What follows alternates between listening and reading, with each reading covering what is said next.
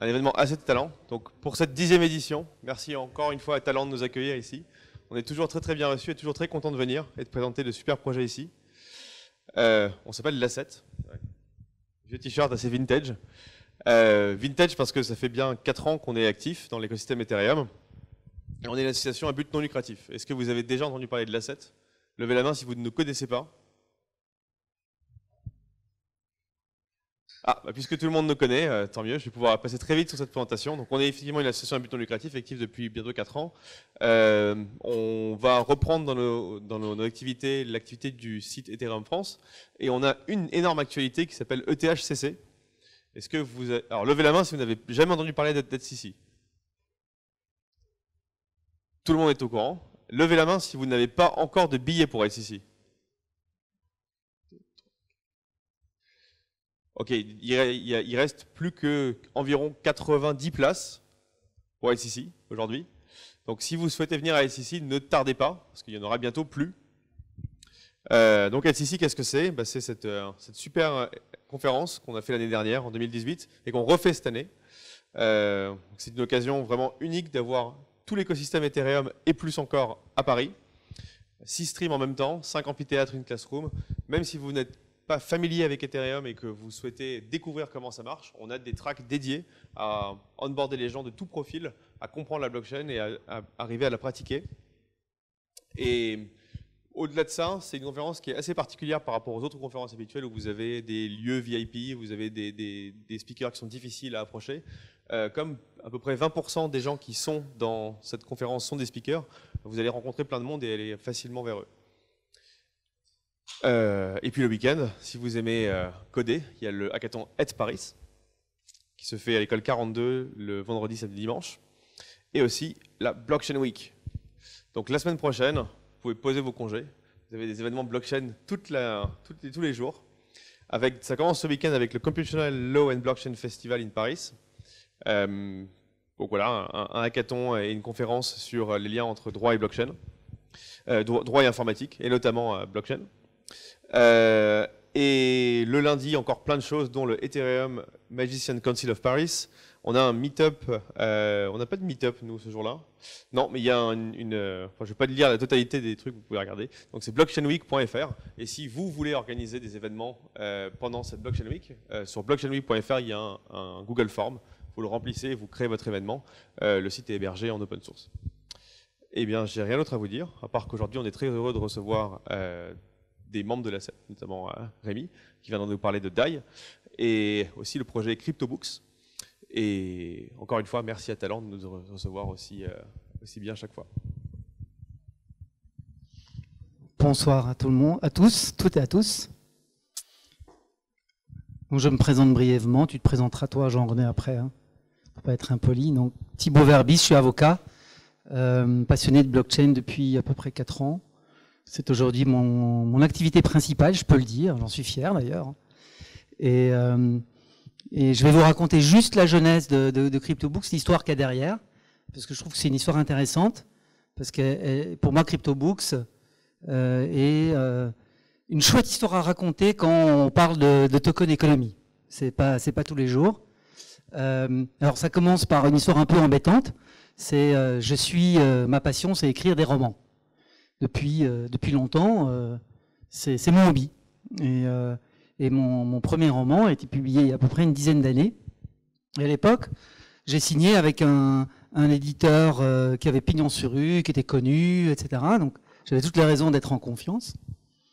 Et puis un an plus tard, un peu plus d'1 an plus tard, lorsque j'ai demandé la reddition des comptes, comme on dit chez les avocats, c'est-à-dire combien de bouquins ont été vendus, est-ce que je pourrais toucher mes droits d'auteur, eh bien l'éditeur m'a raconté je sais plus quoi, mais enfin j'ai vite compris qu'il voulait pas me payer.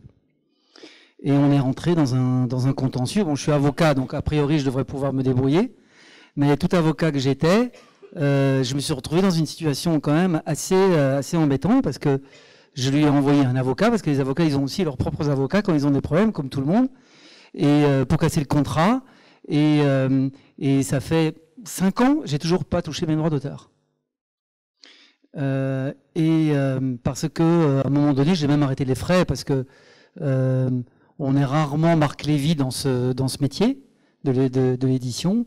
Et donc, les enjeux ne justifient pas qu'on fasse des procès qui durent des années avec des expertises judiciaires qui vont coûter nettement plus cher que les droits d'auteur.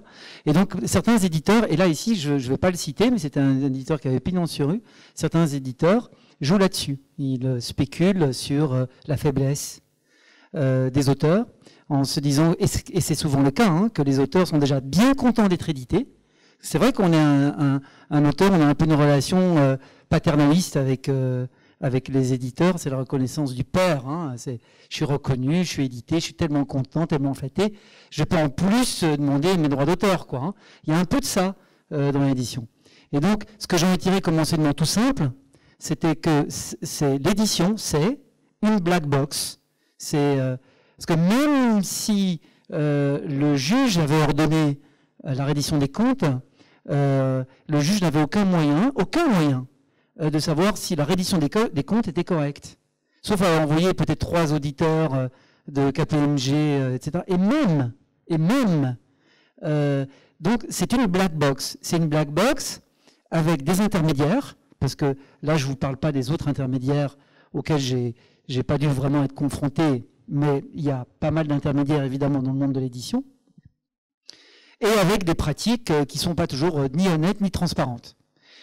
Et quelques années plus tard, on se retrouve maintenant en 2018, je crois, il y a à peu près un an, hein, début 2018, juste un an, et je m'apprête à finir mon 2e roman, et je discute avec mon ami Luc Jarry Lacombe, qui est le CEO de BC Diploma, et que tu fais aussi partie de l'équipe, et que j'avais accompagné pour leur ICO en tant qu'avocat, qui est la 4e ICO réussie en France. Je ne sais pas si vous connaissez BC Diploma, mais je pense qu'ils sont quand même assez connus dans l'écosystème maintenant, sur Ethereum, hein, certification de diplôme sur Ethereum. Et je lui parle de ça, alors vraiment pas du tout, on n'a aucune idée derrière la tête.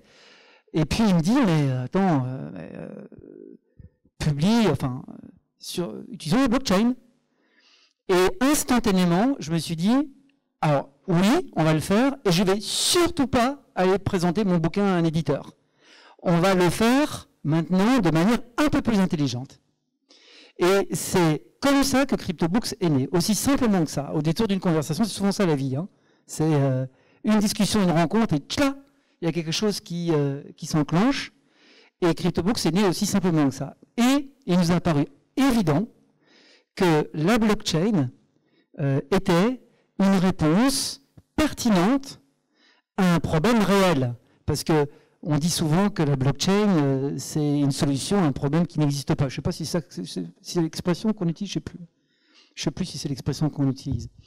Et ici, toutes les conditions étaient réunies pour que la blockchain soit pertinente. Et ce qu'on a voulu éviter autant que possible, c'était de rentrer dans une logique devenue très compliquée, comme vous le savez, d'une ICO. Et alors, ce n'est pas simplement une logique compliquée, c'est qu'il nous semblait, en toute honnêteté intellectuelle, qu'on n'était pas dans les conditions d'une ICO. Parce qu'une ICO, ça veut dire un token, pourquoi un nouveau token? Non, on avait dit on va faire les choses autrement. On va créer une plateforme qui permet de vendre des ouvrages, en commençant par des ouvrages numériques, des e-books, parce que les ouvrages papier c'est plus compliqué, mais un jour on le fera, et on pourra les acheter avec, au début on avait dit, toutes les crypto-monnaies. Alors c'était un peu ambitieux de dire toutes les crypto-monnaies, et on s'est dit on va commencer, on va faire sur Ethereum, et on va accepter évidemment l'Ether, mais aussi, au début on disait tous les tokens de RC20, et puis finalement on s'est dit on va peut-être quand même les limiter aux tokens les plus liquides. C'est plus logique, hein, ceux qui sont les plus liquides. Et donc, on a décidé, dans un premier temps en tout cas, de limiter à 20 tokens ERC20. Et ça nous semblait intéressant parce que Ether, tout le monde comprend qu'on peut acheter des choses avec Ether, pas nécessairement avec des tokens ERC20. Pas nécessairement avec des tokens ERC20. Tokens ERC20 qui, dans la plupart des cas, ils ne servent pas à grand-chose.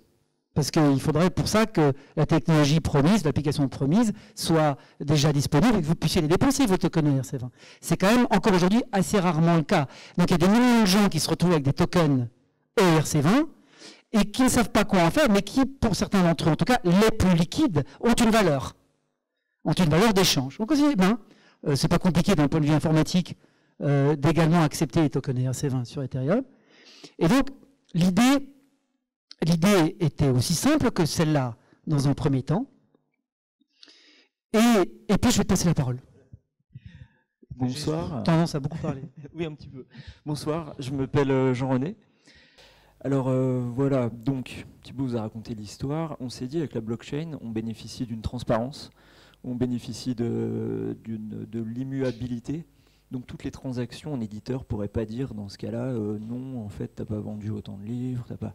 Donc c'est une réponse finalement au problème. Bon, je vais continuer en attendant qu'on ait l'image. Donc on se base sur des smart contracts sur Ethereum, avec à chaque achat d'un livre par un lecteur, il y a la part de l'auteur, la part de la plateforme, et le contrat s'exécute. Et puis, avec toute la transparence qu'on connaît sur la blockchain, on peut aller vérifier les transactions. D'ailleurs, j'espère vous en montrer après, et vous montrer également la plateforme que nous avons mise en place. Bien alors, je vais passer à une présentation de notre plateforme cryptobooks.club. Donc, on a un livre de Thibaut qui s'appelle Libre. Alors, je vais aller directement. Voilà, le papier qui ne bug pas. Quand vous cliquez sur acheter, vous arrivez sur la page avec le résumé du livre, avec quelques informations, le prix, la langue. Pour l'instant, on fait en français et avec on fait de l'auto-édition, voilà, avec des auteurs que nous sélectionnons. Donc si vous passez sur l'achat, alors, comme disait Thibaut tout à l'heure, on va accepter une vingtaine de tokens ERC20. Mais pour l'instant, pour notre version fonctionnelle, on a commencé avec l'Ether. Donc vous choisissez votre monnaie, vous entrez votre adresse Ethereum qui, comme vous le savez, commence par 0x. On met... Et puis vous cliquez sur payer avec des Ethers. Alors quand vous aurez choisi un token, voilà, il y aura le nom du token qui sera indiqué à cet endroit-là. Alors vous allez recevoir un mail là, qui vous récapitule toutes les informations pour le paiement. Donc en fait, basiquement, vous devez envoyer un montant qui a été converti avec le taux de change actuel. Donc voilà, c'était, je ne sais plus, 8 euros, 9 euros. Vous avez la conversion en Ether et vous devez envoyer. Alors on a fait une intégration avec MetaMask pour le moment, qui devrait normalement, voilà, ça devrait s'afficher.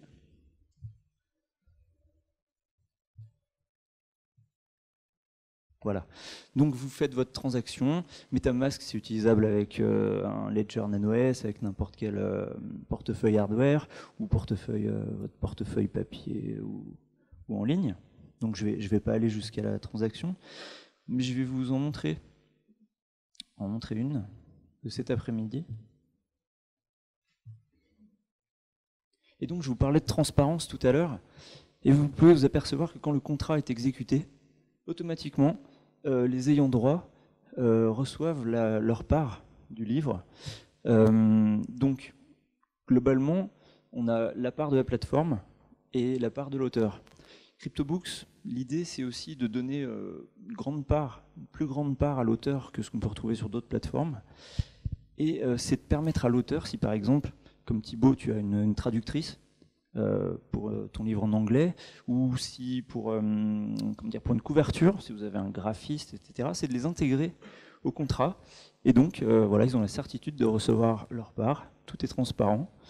Et voilà l'idée, tout à l'heure Thibaut, tu parlais d'utiliser vraiment une blockchain, pas juste pour dire j'utilise une blockchain, mais pour que vraiment il y ait une utilisation, une utilité, pardon, et que ça réponde aux problèmes que tu évoquais tout à l'heure avec les éditeurs qui ne payaient pas forcément.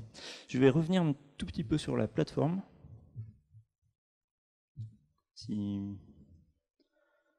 Voilà.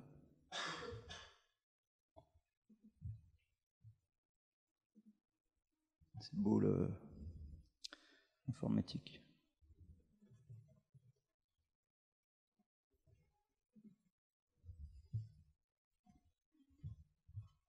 Comme ça.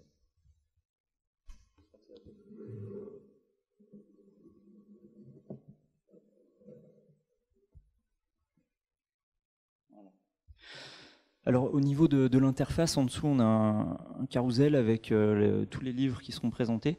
Actuellement, comme je disais tout à l'heure, on a des auteurs auto-édités.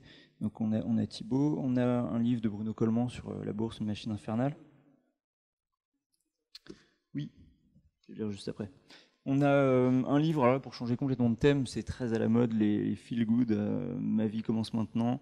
Voilà. Donc on va proposer un catalogue de personnes auto-éditées et comme me l'a fait remarquer Thibaut, on va également aussi, on a un éditeur qui est partenaire, c'est Renaissance du Livre. On le voit ici en bas dans le petit logo ici. Renaissance du Livre ici qui... comment dire ça? Je te laisse. Renaissance du Livre, c'est notre premier partenaire. Éditeur qui est le plus gros éditeur belge, vous l'avez peut-être entendu, mais je viens de Belgique, je suis originaire de Bruxelles, et le plus gros éditeur belge, Renaissance du Livre, a voulu jouer avec nous parce qu'il voit dans CryptoBooks tout simplement un nouveau canal de distribution pour ses livres, et pas plus que ça. Et alors ce qui est intéressant aussi de dire, c'est qu'il joue avec nous dans une logique de crypto-économie ou de token économie. Qu'est-ce que ça veut dire? C'est qu'on entend parler depuis des années des fameux DAO. Vous connaissez tous les fameux DAO, mais on n'en connaît pas vraiment beaucoup. Et il y en a un qui a défrayé la chronique, mais ça ne s'est pas très bien passé. Et nous, on fait de manière simple, vraiment simple, un vrai DAO. C'est-à-dire que les partenaires, dans le sens vraiment... Comme dans une société, quoi. Hein. Les partenaires de CryptoBooks ne sont pas partenaires dans une société, ils sont partenaires dans le smart contract. Donc, l'éditeur qui joue avec nous, il nous aide beaucoup dans le développement, enfin pas dans le développement de la plateforme, mais il nous aide beaucoup à comprendre l'écosystème dans lequel on évolue, à faire les bons partenariats. On vous expliquera après quel partenariat, c'est Renaissance du Livre. Eh bien, il n'a pas de pourcentage d'une société, il a une partie des tokens qui sont reçus... comme commission par la plateforme. Et toute l'équipe en réalité qui est dédiée au projet, toute l'équipe est dans le même cas. Donc les développeurs de CryptoBooks, eh ben, ils sont dans le smart contract comme nous. Donc on associe nos partenaires dans le smart contract. On ne les associe pas dans la société. Alors, ça ne veut pas dire qu'on ne va pas associer de manière capitalistique des partenaires demain.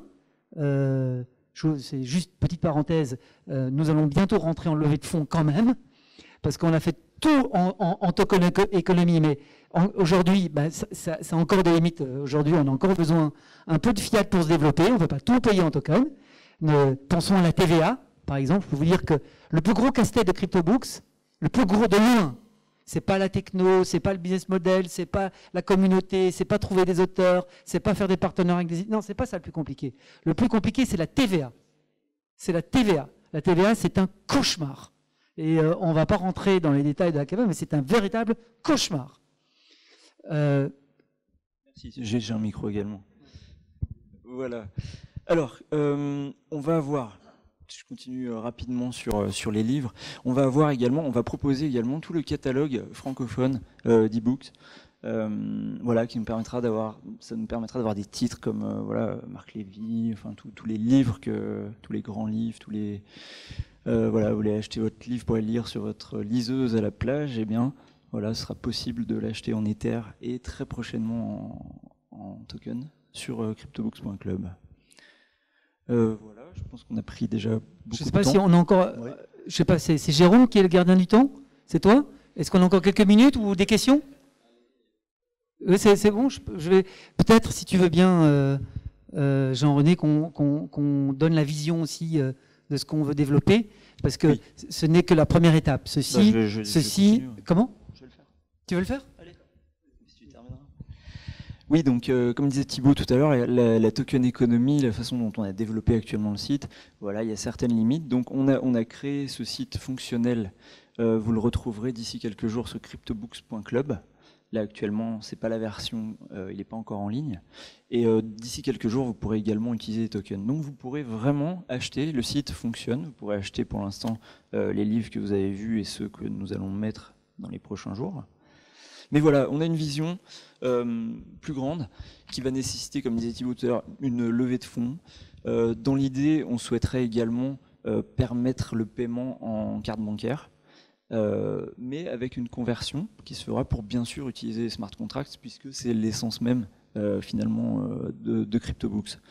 Donc, mais pour permettre au plus grand nombre voilà, d'accéder à ça. Et finalement, on arriverait à une technologie, on parle de blockchain, mais on arriverait à quelque chose qui est transparent pour l'utilisateur. Il va payer en carte bancaire, il va recevoir son livre, mais finalement, à la limite, s'il ne sait pas qu'il y a une blockchain derrière, s'il ne connaît pas tous les... Ben, c'est pas grave. Et c'est peut-être ça, finalement, qui amène une utilisation, voilà, une démocratisation de ces outils. Donc on voudrait intégrer ces paiements-là.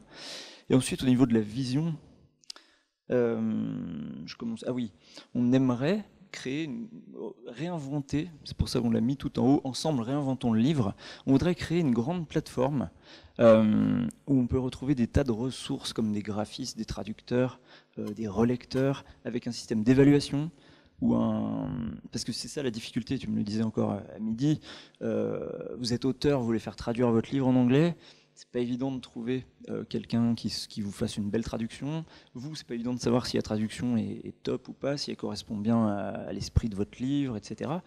Donc on pourrait arriver avec une évaluation, alors on disait tout à l'heure avec des validateurs, pourquoi pas aussi avec les lecteurs qui évaluent directement comme voilà, avec 5 étoiles, qui évaluent la qualité de la traduction, de ce qu'ils en ont pensé, et après créer un vivier, voilà, on aura un vivier de personnes ressources qu'on pourrait à qui on pourrait faire appel et payer en token. Voilà, vous êtes auteur, vous voulez faire traduire votre livre, vous cherchez, vous regardez sur la communauté, un traducteur avec qui ça se passe bien, un graphiste, et puis voilà, vous lancez votre livre, et ensuite vous le mettez en ligne sur CryptoBooks. Donc on a cette idée de réinventer ensemble le livre avec tout le monde, de faire ce changement. Et puis, pour aller encore plus loin, c'est ce qu'on se redisait tout à l'heure, il y a plein de pistes, on aimerait intégrer les libraires. Parce qu'en fait, on voudrait faire un partenariat qui ait un lien entre le livre physique, et d'ailleurs, nous, on pense toujours au livre physique. Tout à l'heure, Thibaut, tu l'as dit, déjà, rien qu'avec tes livres, et puis avec le fait qu'on vendrait aussi, à terme, des livres papier. Voilà, intégrer un réseau de libraires partenaires qu'on mettrait en avant, après avoir de quelle manière, etc. Et ces libraires mettraient également en avant CryptoBooks, par exemple. Vous savez, chez les libraires, vous avez souvent le petit post-it avec un petit commentaire sur le livre, etc. On pourrait imaginer sur Libre, sur Ma vie commence maintenant, on pourrait imaginer un réseau de libraires partenaires qui mettent leur petit post-it sur la feuille imprimée avec un petit QR code et qui disent, bah voilà, vous flashez ça, et puis sur CryptoBooks, vous le recevez, vous pouvez le mettre sur votre liseuse. Et voilà, on a cette vision vraiment de faire quelque chose de différent. Tu me complètes si... Non, je crois que tu as tout dit. Et la plateforme, on la lance en français, mais elle sera disponible, à terme, elle sera disponible, j'espère déjà, en anglais cette année-ci. Et puis dans d'autres grandes langues. C'est aussi l'objectif, c'est d'en faire une plateforme mondiale. Voilà. Ben, merci à vous. Bonjour à tous. Donc je suis Rémi Foult, je suis lead développeur blockchain à Natixis. Je travaille principalement sur des blockchains privés permissionnés. Donc ça c'est pour mon boulot. Et pour ma passion c'est les crypto-monnaies, dont Ethereum. Et donc aujourd'hui je vais vous parler du projet MakerDAO et son stablecoin DAI. Donc on va commencer par un petit overview des différents types de stablecoin, donc des jetons stables. Alors je m'excuse, hein, c'est une présentation en anglais, je ne l'ai pas retraduite en français, donc j'espère que ça ira à tout le monde. Donc une petite overview des différents types de stablecoin. Ensuite, on rentrera un peu dans le dur sur qu'est-ce que c'est DAI et comment ça marche. On présentera les différents acteurs et les risques du système, et puis on verra les différents use cases de cette plateforme et de ce stablecoin. Donc il y a 3 types de stablecoin, donc en gros de jetons qui valent 1 euro ou 1 dollar, donc là plutôt 1 dollar dans ce cas-là. Donc il y a ceux qui sont collatéralisés en fiat, donc souvent en dollars. Par exemple Tether, qui est le plus connu. Donc les avantages de ce type de stablecoin, c'est que c'est facile à comprendre. Pour 1 dollar en banque, j'émets un jeton qui vaut 1 dollar sur blockchain. Bon, voilà. Assez facile. Et c'est une bonne vertu d'être simple à comprendre. Et puis c'est moins vulnérable au hack en théorie, puisque le collatéral est détenu dans une banque. Donc une banque, c'est très sécurisé. Moi, je travaille dans une banque. Pour installer un logiciel dedans, c'est pas évident. Et le désavantage, par contre, c'est que ça rajoute un tiers de confiance. Donc il y a une centralisation au niveau de la société qui émet ces tokens. Ensuite, il y a les stablecoins collatéralisés en crypto. Donc qui apporte plus de décentralisation, plus de confiance. On n'a pas besoin de se baser sur un tiers de confiance. On peut liquider rapidement le collatéral qui est en crypto pour, si jamais il y a une baisse de valeur du sous-jacent crypto. C'est très transparent, n'importe qui peut auditer, n'importe qui peut regarder ce qui se passe. Et ça, c'est pour les avantages. Et les inconvénients, c'est que vu qu'on est... les cryptos, c'est pas du tout stable, hein, c'est très volatile. Et du coup, ça va être une utilisation peu efficace du capital parce qu'on va devoir surcollatéraliser nos stablecoins pour pouvoir liquider si jamais il y a une baisse du prix du sous-jacent en crypto. Et après, il y a les stablecoins qui sont non collatéralisés ou partiellement collatéralisés, comme Basis. Donc ce qu'il faut retenir globalement, de mon point de vue, après peut-être que d'autres personnes ne seront pas d'accord, c'est que c'est des scams. Parce que s'ils ne sont pas collatéralisés, ça veut dire que... Ouais, ils se sont fait fermer par la SEC, ouais, parce qu'ils ont dû se rendre compte que voilà. En fait, c'était basé sur le principe que les nouveaux entrants rémunéraient les... Donc ça vous rappelle peut-être des... ils ont essayé, ils se sont fait fermer par la SEC, donc voilà. Voilà. Donc là, on va parler du DAI qui est collatéralisé en Ether pour le moment. Donc ce qu'on peut voir, c'est que c'est sur les marchés des stablecoins aujourd'hui. Enfin, c'était un screen d'il y a 1 mois, donc ça a un peu évolué. Mais c'est que c'est la dominance outrageuse du Tether. Donc, et régulièrement, on a des pseudo-audits sur Tether et on n'est pas sûr qu'ils ont vraiment les 2 milliards de dollars de Tether qu'ils ont émis. Mais souvent, ils reviennent avec des nouveaux audits qui prouvent que voilà, la confiance revient dans le système et un Tether à peu près égal à 1 dollar, sauf quand c'est égal à 95 cents ou 90 cents parce qu'il y a des articles de Fed. Et le DAI, on voit qu'il y a une market cap de 71 millions. Aujourd'hui, donc c'était il y a 1 mois, aujourd'hui c'est 88 millions, avec une croissance assez continue depuis 1 an que ça a été lancé. Malgré la chute du sous-jacent, enfin pas du sous-jacent, mais du collatéral, qui est l'Ether, qui est passé de 1400 $ à 100 $ en 1 an aussi.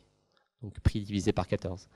Mais ce qui est assez extraordinaire, c'est que malgré la division par 14 du prix de l'Ether en 1 an, le DAI est resté à peu près stable par rapport au dollar.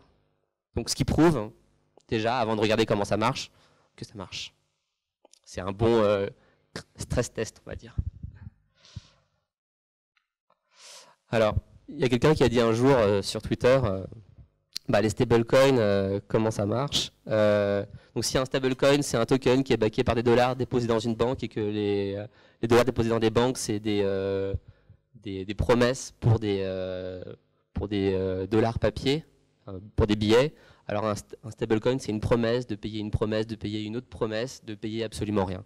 Donc risque de contrepartie au cube.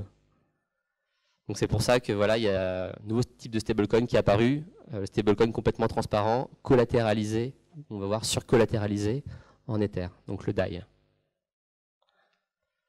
Alors j'avais une vidéo, mais vu qu'il n'y a pas le son, vous pourrez aller voir sur le site de DAI. Donc le but du DAI, c'est ça, c'est sans tiers de confiance, arriver à un DAI égale $1. Et ils y sont à peu près arrivés. Donc vous voyez, par contre, c'est pas exactement, mais le prix il oscille autour de $1. Donc ce qui est l'objectif. Donc comment marchait, donc pour comprendre le DAI, il faut comprendre comment marchaient les banques centrales avant 1973. Quand les dollars en fait c'était de la commodity money, donc on pouvait échanger des dollars contre de l'or. Donc en gros, la banque centrale américaine disait pour être sûr que ces billets aient de la valeur, il disait bah, j'imprime des billets, mais vu que j'ai des gros stocks d'or, vous pourrez échanger vos billets contre de l'or. Et effectivement, se balader avec de l'or pour payer, c'est pas hyper efficace. Par contre, avec des billets, c'est plus simple.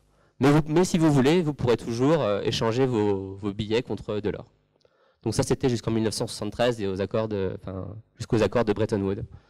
Et aujourd'hui, c'est plus le cas. Mais DAI, du coup, ça marche un peu sur ce principe ancestral. C'est-à-dire, j'ai un collatéral et du coup, je peux émettre de la valeur sur la base de ce collatéral. Donc c'est un peu comme j'ai une maison, je mets une hypothèque sur ma maison et je peux prendre un prêt sur ma maison. Et du coup, si jamais la valeur de ma maison elle baisse trop, ou que je ne peux pas rembourser mon prêt, la banque pourra toujours saisir ma maison. Parce que voilà, c'est mon collatéral qui me permet de faire un prêt. Donc DAI, c'est basé un peu sur le même principe. Alors, ce qui se passe en fait, c'est que tout est géré au niveau de Collateralized Debt Position, donc ce qu'on appelle des CDP, un terme qu'il va falloir retenir pour la suite. Donc n'importe qui, sur la plateforme MakerDAO, donc c'est la plateforme du DAI, on en parlera après, peut arriver et peut dire, bah moi je fais ma propre mini central bank, je dépose des Ethers dans un smart contract, donc dans les smart contracts du CDP, et en échange de ce collatéral, je vais pouvoir me faire une dette à moi-même. Donc une dette qui va être formalisée en DAI, et sachant qu'un DAI égale $1. Donc par exemple, si je dépose 1,5 Ether là, dans mon smart contract, je vais pouvoir me faire, au maximum, je vais pouvoir émettre 100 DAI. C'est-à-dire que ma dette sur mon collatéral, ce ratio-là doit toujours rester supérieur à 150%. Donc je dois toujours être surcollatéralisé en Ether, parce que voilà, vu que l'Ether c'est très volatile, il faut qu'on ait le temps de me liquider mes Ethers si jamais il y a une baisse du prix. Donc pour émettre de la dette dans un CDP, j'envoie des Ethers, donc plus 150% de ce que je veux émettre au minimum, et je peux émettre une dette. Donc là, dans cet exemple-là, mon ratio il est à 150%. Donc si jamais j'arrive à 149%, je vais me faire liquider. Alors je vais expliquer juste là. Enfin juste dans la slide d'après. Donc si je veux rembourser ma dette, donc c'est simple, il y a une stability fee à payer. Donc la stability fee elle était de 0,5% jusqu'à il y a 3 semaines quand j'ai fait ma présentation, et aujourd'hui elle est à 1,5%. Donc désolé pour cette petite erreur. Donc je dois rembourser la dette que je me suis faite, donc c'est-à-dire là les 100 DAI plus la stability fee. Donc si c'était 1% et que j'ai gardé cette dette pendant un an, bah, je devrais rembourser 101 DAI, tout simplement. Et une fois que j'ai remboursé ma dette, bah, je vais pouvoir récupérer tout mon collatéral, donc c'est-à-dire tous les Ethers que j'ai mis en collatéral. Jusque-là, ça va? Jusque-là, c'est simple. Ensuite, il y a la liquidation. Donc effectivement, si l'Ether qui était à $100, il passe à $80, donc ici, là, bah, du coup, mon collateral to debt ratio, il passe à 120%, qui est en dessous de 150%. Et du coup, là, n'importe qui va pouvoir venir et liquider mon CDP. Alors, qu'est-ce qui se passe quand je me fais liquider? Automatiquement, tout mon collatéral qui est bloqué va être envoyé un smart contract qui va essayer de liquider tout mon collatéral pour rembourser ma dette, plus la stability fee, plus une pénalité de 13%. Parce que j'ai mal géré ma dette, j'ai laissé mon collatéral baisser trop vite par rapport à ce que j'avais émis, et du coup je dois payer une pénalité qui servira à couvrir plus tard, enfin qui servira à autre chose plus tard, on verra. Donc 13% de pénalité, ce qui est pas mal. Donc c'est beaucoup, mais en même temps, il faut penser que si vous faites une hypothèque sur votre maison, on va vous saisir, et que vous ne remboursez pas cette hypothèque, on va vous saisir toute votre maison. Donc 13% finalement, bon, voilà. Si jamais on arrive à liquider une partie de mon collatéral pour rembourser ma dette et qu'il reste du collatéral, eh ben on va me rendre ce collatéral. Donc on va me rendre mes Ethers qui n'ont pas servi à rembourser toute ma dette. Les différents acteurs, donc on a parlé que des détenteurs de CDP, donc les personnes qui vont pouvoir se faire une dette à eux-mêmes basée sur des Ethers. Mais il y a aussi les détenteurs de token MKR, donc c'est le token de gouvernance de la plateforme. Et ce que je vous ai peut-être pas dit, c'est que la stability fee, donc le taux d'intérêt en gros de mon prêt, je vais devoir le payer en token maker pour le moment. Donc par exemple, s'il y a 100 millions de dollars de maker et que le taux c'est 1%, on peut savoir que voilà, en gros, ça va rapporter à la plateforme maker 1 million par an. Calcul simple. Donc il y a les utilisateurs de DAI. Donc c'est moi par exemple, si je veux aller à l'ETHCC et que je veux payer l'admission en DAI, grâce à Jérôme, c'est possible. et bientôt sur CryptoBook, j'espère. Ouais.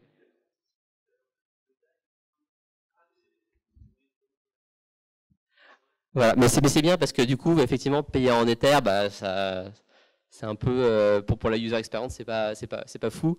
Par contre, payer en dollars, bon déjà, ça se rapproche un peu plus de l'euro.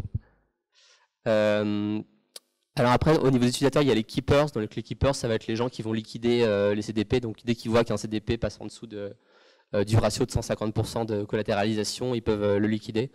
Donc en gros, ça c'est des personnes qui sont plutôt des bots, des robots, et qui vont faire ça automatiquement. Après, il y a les oracles. Donc les oracles, c'est ceux qui donnent le prix de l'Ether, le prix du maker, du token MKR, et le prix du DAI. Et ça, c'est hyper important en fait. Et d'ailleurs, les oracles sont élus par la plateforme de gouvernance Maker, parce qu'en gros, si le prix de l'Ether est manipulé, bah, du coup, ça pourrait faire liquider tout le monde rapidement. Donc il y a un risque sur les oracles, c'est pour ça qu'il y en a, je crois qu'aujourd'hui, il y en a une douzaine ou une vingtaine. Et il y a une espèce de fonction de médiane, c'est-à-dire qui fait que même si il y a 49% des oracles qui envoient n'importe quoi comme prix, bon, jusqu'à 49% ça va, et après bon, ça devient compliqué. Et après il y a aussi les global settlers. Alors eux, c'est une liste de personnes qui sont désignées aussi par la plateforme Maker et qui peuvent faire un global settlement. Donc par exemple, s'il y a une faille dans les smart contracts, s'il y a un événement imprévu, ils peuvent appuyer sur un bouton et dire bah, allez, on liquide tout. On verra tout à l'heure comment ça se passe. Mais si on liquide tout, en gros, tous les gens qui ont des DAI, ils vont recevoir au prorata leur dû en Ether. Donc normalement, ils devraient avoir la même valeur en Ether que ce qu'ils ont en DAI. Alors après, la plateforme MakerDAO, c'est la plateforme qui permet entre autres de voter sur tous les paramètres des CDP. Donc, il y a un certain nombre de paramètres sur lesquels ils peuvent voter. Donc ils peuvent dire on va ajouter des nouveaux types de CDP. Donc aujourd'hui il y a un seul type de CDP, c'est les CDP collatéralisés en Ether. Ils peuvent modifier les types de CDP, ils peuvent modifier les paramètres de sensibilité, ils choisissent les oracles, ils choisissent les gens qui vont trigger le global settlement. Ils votent aussi sur les paramètres de risque. Donc, debt ceiling, c'est la quantité maximum de DAI qui peuvent être émises. Donc, pour le moment, c'est 100 millions, mais on voit qu'on s'en approche parce qu'on est déjà à 88 millions. Donc, il se peut que ce soit réaugmenté rapidement. Donc, ils votent aussi sur le liquidation, enfin le ratio de liquidation. Donc là, on est liquidé si on passe en dessous de 150%. Donc la stability fee, c'est le taux d'intérêt de mes prêts, donc aujourd'hui 1,5%. la pénalité de liquidation 13%, et sur d'autres paramètres aussi des enchères qui ont lieu si jamais on se fait liquider. Et bien sûr, vu que leur incitation économique à eux, l'incitation économique à la valeur du token, en fait, c'est pour le moment le stability fee qui est payé en MKR. Et en fait, ce qui se passe, c'est que les MKR qui sont payés pour la stability fee sont burnés, sont détruits. Donc du coup, ça augmente la rareté et la valeur. Donc là, petite illustration avec tous les oracles. Donc on voit qu'ils donnent à peu près le même prix. On est content. Donc au niveau des différents problématiques de risque, donc si jamais il y a une baisse du prix de l'Ether, normalement la liquidation vient en rempart de la baisse. Donc normalement entre les 150% et les 100%, on a un peu de temps on a le temps qu'il faut en tout cas pour liquider le collatéral. Donc ça se fait par smart contract assez rapidement. Donc je vous ai dit que le collatéral utilisé pour les CDP, c'était des Ethers. En fait, c'est pas vraiment des Ethers, c'est des Ethers mutualisés. Alors, donc ce qui se passe, c'est que au début, un Ether égale un Ether mutualisé. Donc on appelle ça des pooled ETH, des PET, mais ça sonne pas très beau. PETH, on va dire. Et alors, en fait, ce qui se passe, c'est quand il y a une liquidation, les 13%, en fait, ils vont servir à acheter des Ethers poolés pour les détruire. Donc ça va augmenter le ratio des Ethers poolés sur les Ethers. Et en gros, toutes les personnes qui auront des Ethers poolés, des Ethers mutualisés, pardon, ils vont avoir un gain, parce que si jamais ils ressortent après, et ben, pour un Ether mutualisé, ils vont avoir plus qu'un Ether. Et à contrario, si jamais la liquidation ne permet pas de recouvrir toute la dette, il va y avoir des Ethers mutualisés qui vont être émis à partir de rien. Donc il va y avoir une espèce de perte mutualisée dans tout le système. Et donc il y a un autre mécanisme pour ajuster le prix du DAI, mais qui n'a jamais été utilisé encore, et a priori il parle de jamais l'utiliser. C'est le TRFM, le Target Rate Feedback Mechanism. Donc ça permettrait en gros de décorréler la valeur du DAI par rapport au dollar. Donc si on voit par exemple que le DAI passe à 95 cents, on pourrait dire l'objectif du DAI c'est de valoir 1,05 par exemple. Mais ce paramètre n'a jamais été utilisé pour la bonne et simple raison que si jamais le DAI commence un peu à baisser, eh ben les gens qui ont émis de la dette sont contents de racheter des DAI moins chers pour rembourser leur dette moins cher que le prix de marché. Donc il y a une espèce d'auto-ajustement qui se fait. Et le dernière mitigation, je vous l'ai dit, donc c'est le global settlement, donc la liquidation globale, qui est déjà arrivée une fois. Donc c'était la deuxième semaine après le lancement. Il y a eu un problème dans les smart contracts, mais il y avait peu de DAI qui avaient été émis, donc ça n'a pas posé trop de problèmes. Et depuis, ça n'a pas été réactivé. Donc ce qui se passe quand il y a un global settlement, c'est que... Alors déjà, ça veut dire qu'il y a eu un vote de toutes les personnes désignées pour se dire « Ok, là, on est dans une situation grave, donc on va liquider tout le monde. » Donc ce qui se passe, c'est qu'on ne peut plus créer de CDP, on ne peut plus créer de DAI, du coup. Tout est frisé. Le prix de l'Ether est frisé à la dernière valeur que les oracles ont remontée. Et il y a une période pendant laquelle les dernières liquidations, les dernières enchères pour recouvrir le collatéral des dernières liquidations peuvent se terminer. Et une fois que ça s'est fait, toutes les personnes qui ont des DAI ou qui ont des CDP vont pouvoir réclamer leur dû. Donc par exemple, si j'ai $100 et que l'Ether vaut $100, on va me donner normalement un Ether et détruire mes DAI. Ou en tout cas, mes DAI n'auront plus de valeur. Donc voilà. Alors, ça c'est bien beau, mais à quoi ça sert? À part payer pour l'Ethereum Community Conference et CryptoBooks. Il y a d'autres utilisations en fait. Donc déjà, je peux me faire un prêt à moi-même. Donc c'est sympa. Il y a une personne aux États-Unis en fait qui avait un prêt sur sa maison de $540 000 à 4%. Et voilà, il payait $2500 par mois, dont 1793 $ d'intérêt. Et en fait, ce qu'il s'est dit, c'est que moi, j'ai gagné la loterie de l'Ether, c'est-à-dire qu'il avait investi dans l'Ether au tout début, il avait beaucoup d'Ether. Il s'est dit, je vais me faire un prêt à moi-même. À l'époque, c'était 0,5%, à 0,5% de taux d'intérêt. Et ça va me permettre de rembourser par anticipation mon prêt avec un taux d'intérêt plus faible. Et en plus, je peux moduler mes remboursements comme bon me semble. C'est-à-dire que si je ne veux pas faire de remboursement pendant un an, voilà, je fais comme je veux. Si à contrario, si je veux rembourser rapidement le prêt que je me suis fait moi-même en Ether, je peux le faire vraiment avec les échéances que je veux.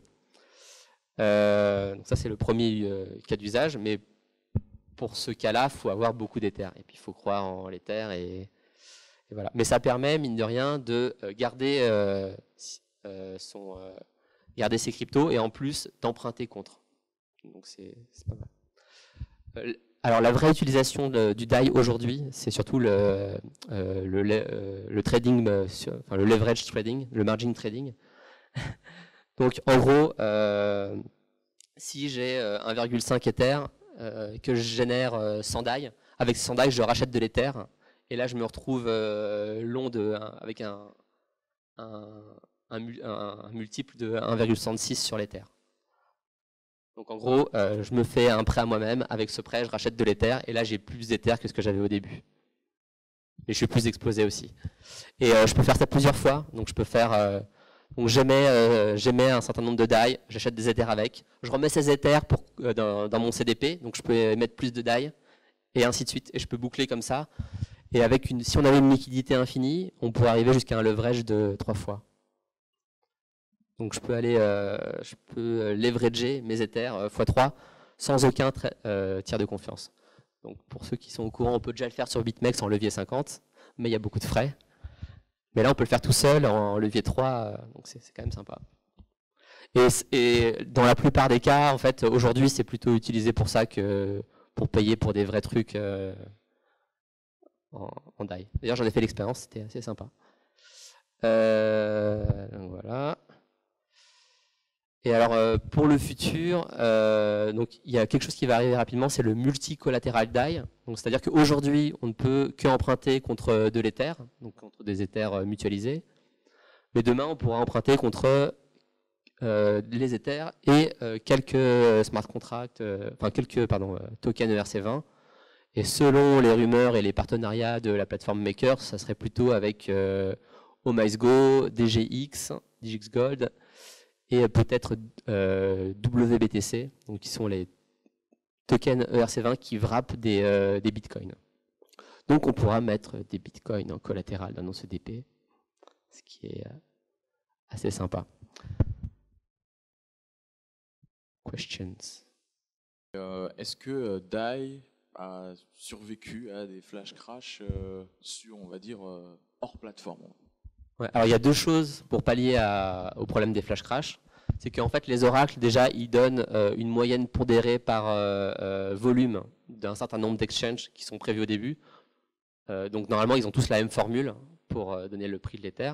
Donc s'il y a un flash crash sur une plateforme, ça va peut-être pas impacter le prix tant que ça par rapport au volume de toutes les plateformes. Et puis généralement le flash crash il se fait sur un volume qui est faible. Et le deuxième truc, c'est que il y a un paramètre qui dit que le prix de l'Ether, il ne peut pas baisser de plus de 10% tous les quarts d'heure, je crois. Donc même s'il y avait un vrai flash crash qui ça passait à 0, en fait, pour laisser le temps, pour pas que si jamais il y a un problème, en gros, il y a une liquidation globale qui arrive, c'est comme en bourse, il y a des...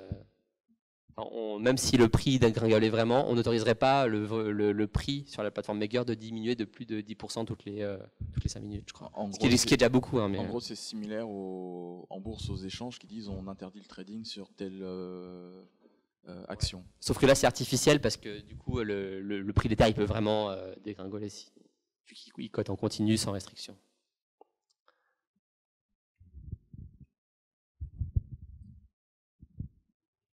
J'ai une question sur le use case qui est plus un use case Tether fiscalité en fait, de le garder comme une sorte de valeur refuge qui te permettrait de ne pas sortir vis-à-vis des règles, des aspects réglementaires. Est-ce que le DAI, il y a des gens qui l'utilisent pour ça, comme c'est plutôt stable ou pas forcément?